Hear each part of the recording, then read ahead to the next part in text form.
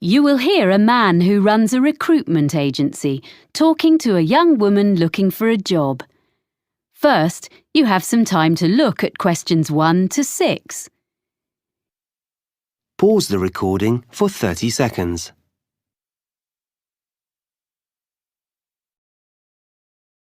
Now we shall begin. You should answer the questions as you listen because you will not hear the recording a second time. Listen carefully and answer questions 1 to 6. Hello, Edwina, is it? Have a seat. Yes, Edwina. Thanks. I'm looking for a job as a nanny.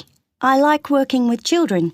I talked to you yesterday. Oh, yes. Well, we covered most of the ground on the phone yesterday. I've got a form I need to complete for my records.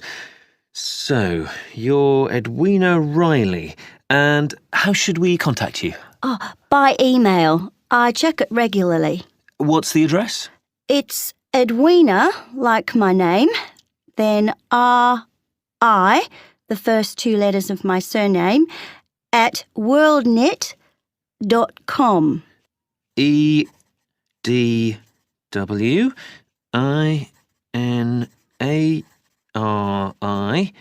at worldnet.com? Yes. Good. And you're from Australia? Actually, I'm a New Zealander. Oh, I'm sorry. I bet it's really irritating being told you're an Australian. Like Canadians being asked what part of the States they're from. I'm used to it.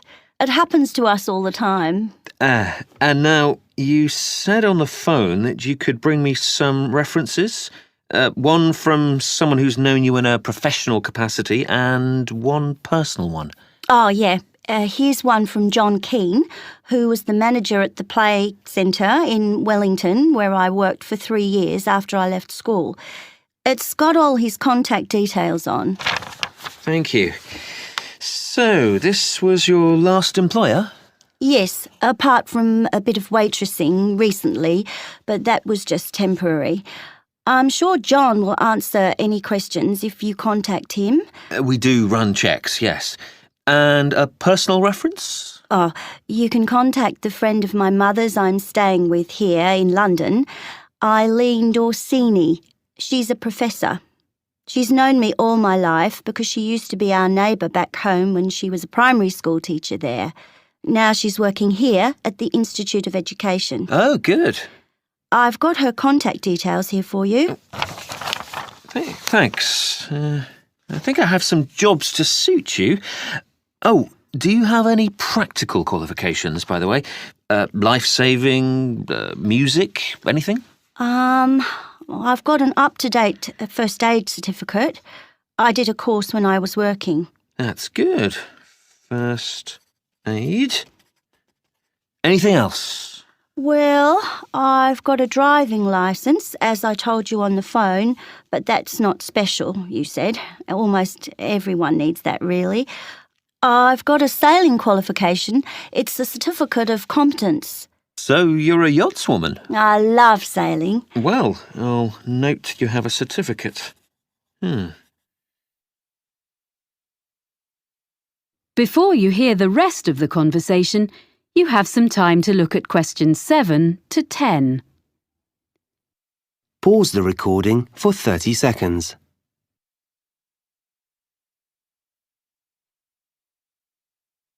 Now listen and answer questions 7 to 10.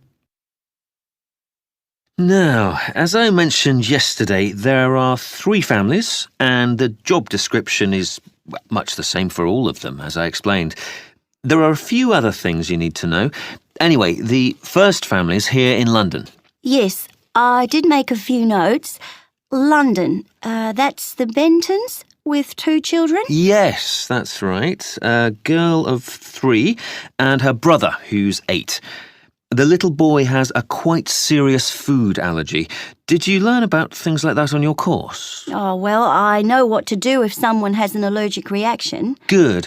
But what they mainly want is someone with an interest in sport, as, well, that's the kind of family they are. Oh, that's okay. I'll enjoy that. Good. Now, the next people are in the country near Oxford. Oh, yeah, the Grangers? Yeah, so they have twin boys of 5 who are a bit of a handful, I suspect. But it's a lovely place, quite a grand house, and the family is extremely welcoming. They keep horses. Do you ride? I did when I was younger. I like animals generally. Well, Animal Lover was their special request, so you'd be fine there. The last family... Yes? I don't think I told you. They live in Scotland. Really? What's their name? Campbell. Oh, yes. And they have 4 girls under 10? That's it. They have a lovely city flat, and they own a small island. Wow! Actually, you might get on with them very well. They particularly wanted someone who would be prepared to cook when they go camping on the island. Camping would really suit me, and I'm used to taking my turn doing the food, but it is a long way from London.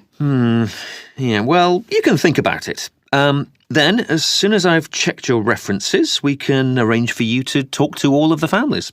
Right. Thanks very much. Thank you. I'll email you as soon as I can. That is the end of part 1. You now have half a minute to check your answers.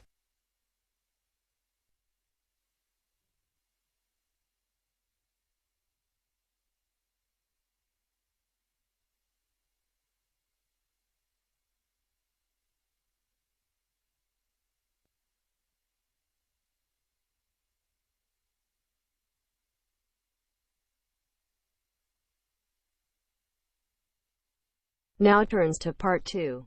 Part 2. You will hear a woman talking to a group of people who are looking round a sports and leisure centre. First, you have some time to look at questions 11 to 14. Pause the recording for 30 seconds.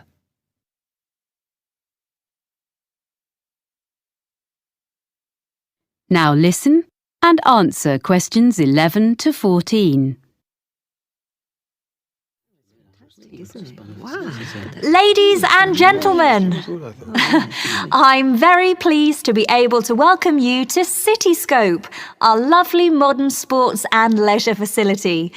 I've brought you up to the rooftop cafe on top of the stadium so that you can enjoy the view while I explain briefly what we have here and point out to you the major features of the site. Then we'll go round and have a look at ground level. Oh, that'd be interesting. I'm glad. We're extremely proud of this new facility. You see, when the project was first discussed, we expected that a multinational company would give us half our funding, and the central government grant would make up most of the rest, with a smaller contribution from local business. Well, we'd got quite far into the planning stage when the multinational pulled out, and both central and local government decided they couldn't afford anything. So we ended up with a beautiful project, a small amount of sponsorship promised by local organisations, and nothing else.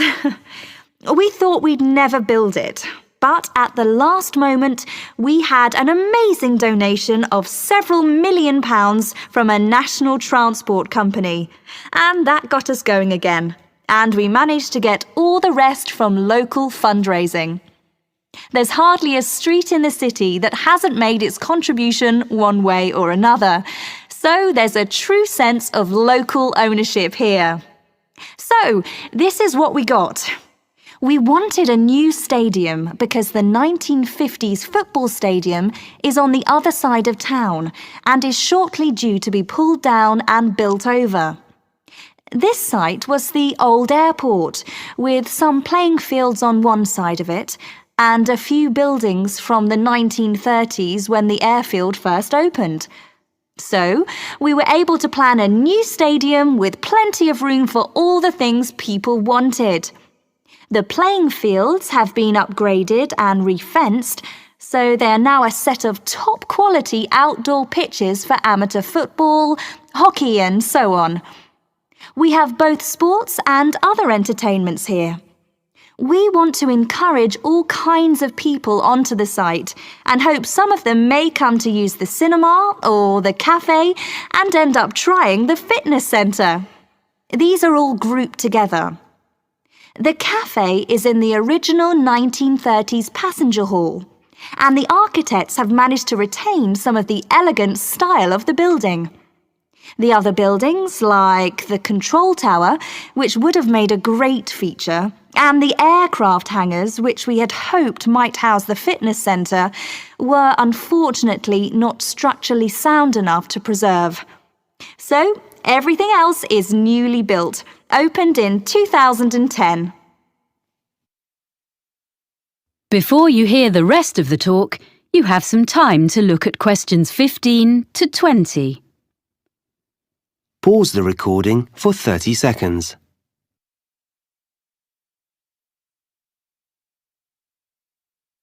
Now listen and answer questions 15 to 20.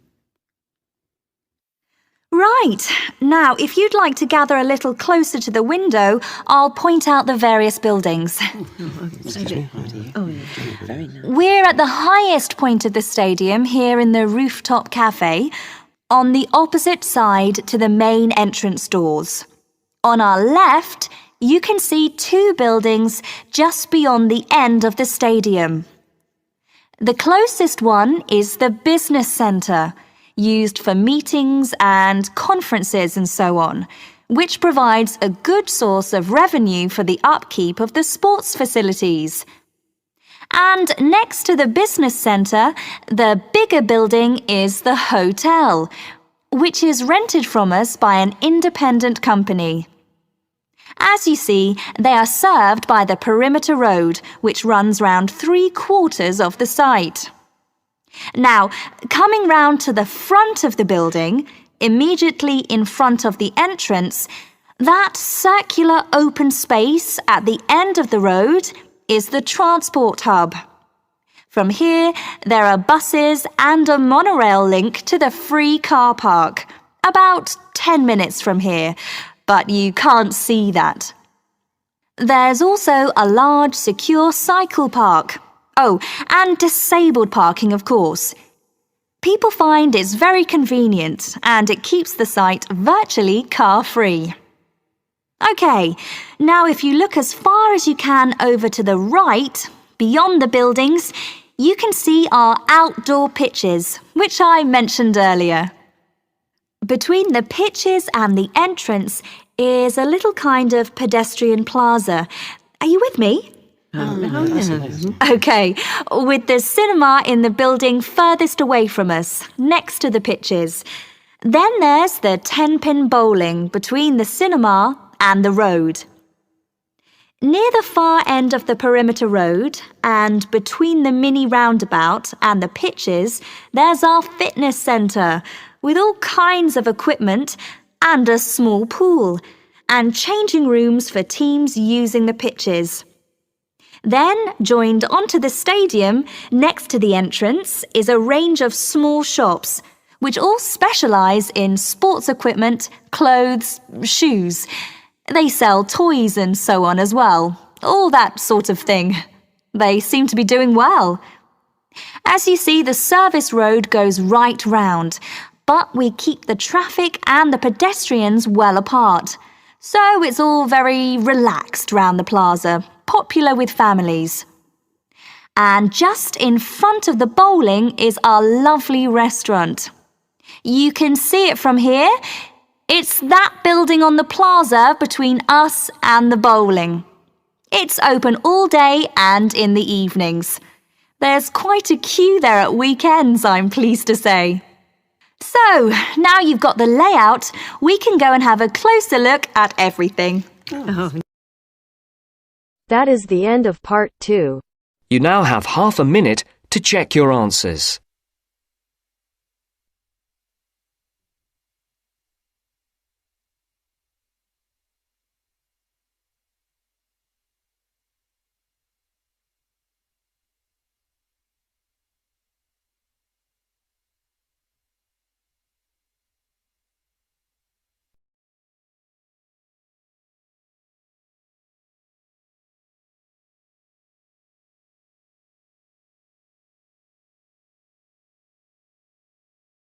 Now turns to part 3.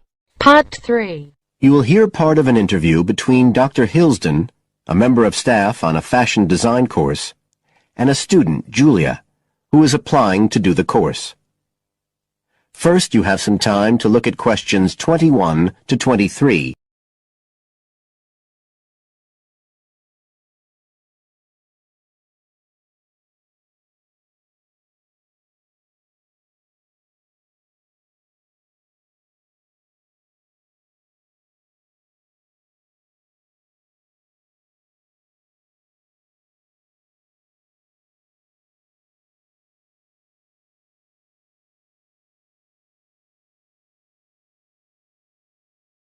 Now listen carefully and answer questions 21 to 23.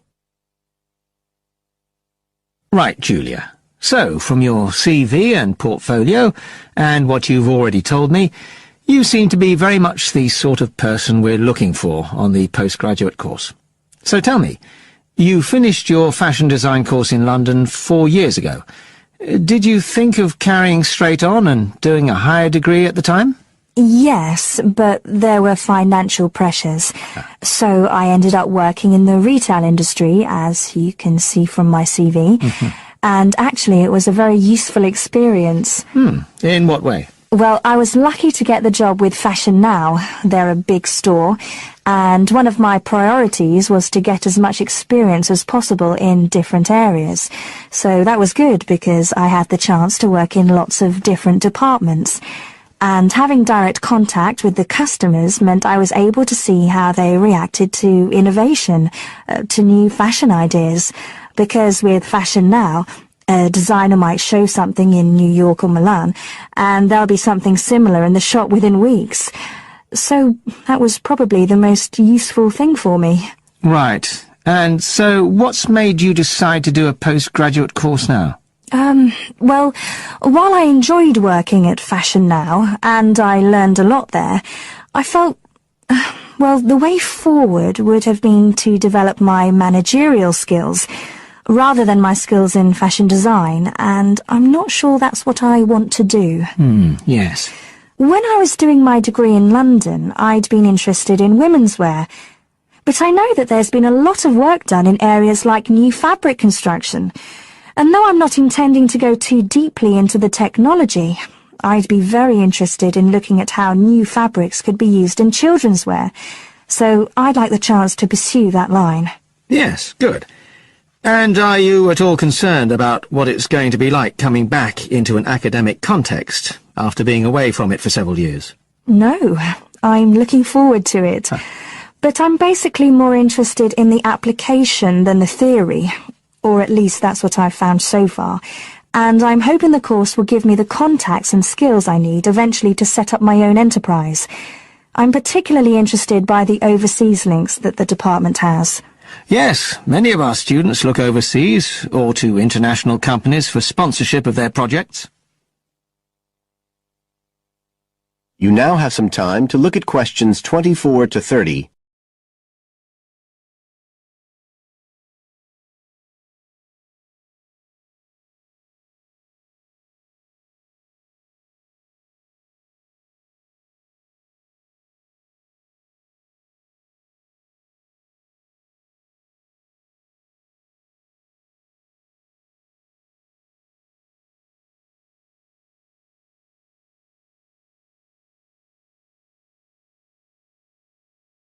Now listen and answer questions 24 to 30.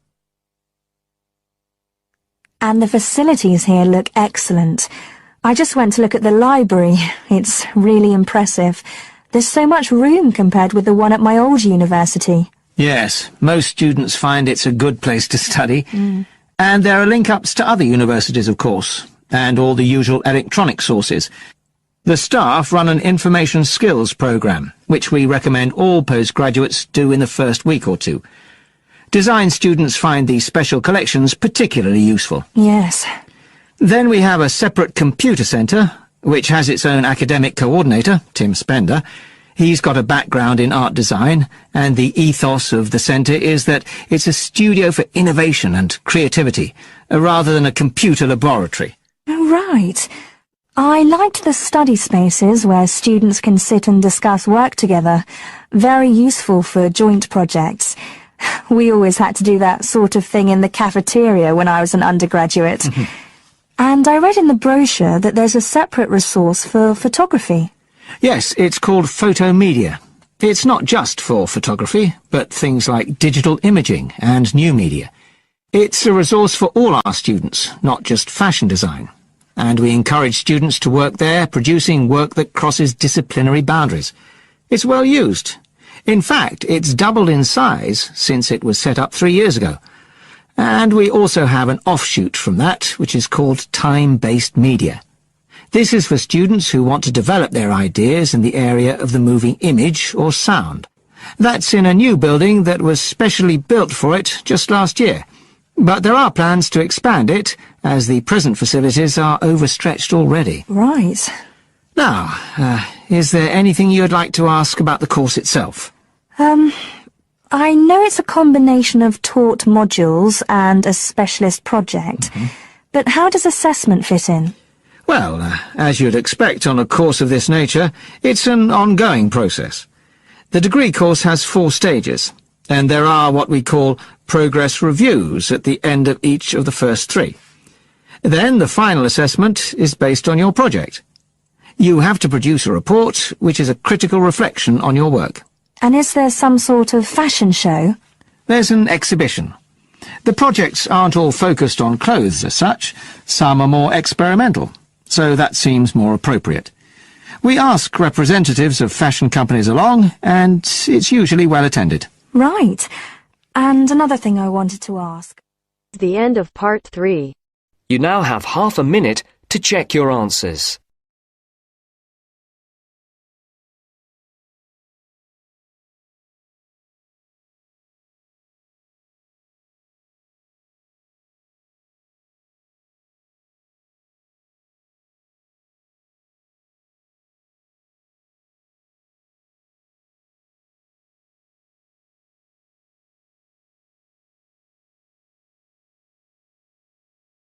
Now turns to part 4. Part 4. You will hear a talk from a series of lectures on the survival of our planet. Professor Samson talks about endangered species of flora and fauna. First, you'll have half a minute to look at questions 31 to 40.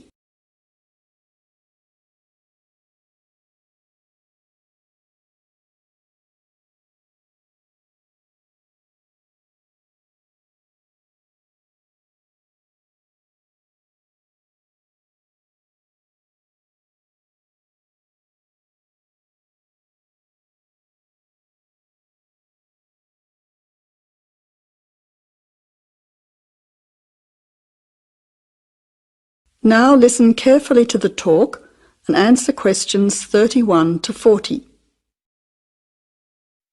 Good afternoon, ladies and gentlemen. Today's topic in this series of lectures on our planet is about ensuring the survival of our very important plant and animal species. In this lecture, I want to discuss one way that we can do this. No one will ever see a huge dinosaur thundering through the forest. No one will ever see a paradise parrot flash its rainbow colours across the sky. The fact is that many animals and plants have been wiped out. Sadly, they are extinct. It is too late for them. Extinction is forever. We can't do anything about the species that have already disappeared. But today, there are many animals and plants that could still become extinct in the future if we do not act now. They are endangered. The African elephant and rhinoceros have become endangered because of the value of their tusks. Australian parrots and reptiles are smuggled onto planes because certain people in other countries are prepared to pay thousands of dollars for them. And there are many other species around the world that are endangered because they no longer have a place in which to live and reproduce safely. The main cause of extinction is the destruction of habitats. A habitat contains all that a living thing needs to survive: space, light, water, food, shelter, and opportunities for reproduction. The population of the world is growing rapidly, And this is placing great demands on land and resources for housing and for growing food. When vegetation is cleared and swamps are drained for agriculture, mining and suburbs, or when rivers are dammed to store water, plants are destroyed and animal life is threatened. In other words, humans are changing and destroying the habitats of animals and plants, which is in turn reducing their chances of survival. So how can we conserve habitats and help save endangered species? Well, one way is to protect their habitats permanently in national parks or nature reserves. National parks have been created in many countries. They encourage people to enjoy the beauty and diversity of the animals and plants that live there without harming them. By supporting and visiting these parks, people can become more aware of the species that live there and how the parks work to protect them. It is very important that, when visiting a national park, we keep them safe for future generations of plants and animals by obeying a few rules. Firstly, follow the fire regulations. Don't throw cigarettes or build fires, except at certain times of the year in especially allocated areas and facilities. Secondly, remember to leave pets at home. Pets, such as cats or dogs, can hunt birds or other small animals. Some pets might even escape and become a serious threat. Thirdly, place all rubbish in a bin or take it home. Plastic bags or leftover food are dangerous to the animals and harm the environment. Don't pick the flowers or damage the plants. Flowers create the next generation of the plant. Also, for the same reason, birds' eggs must be left in their nests. The loss of species in the past is sad. However, there is hope for the future. Despite the demands of our increasing population, we can work to protect the plant and animal species we still have. So I would like to conclude by saying that I believe that, with strong public awareness and support of these national parks and reserves, the future of endangered species can be ensured. That is the end of part 4. You now have half a minute to check your answers.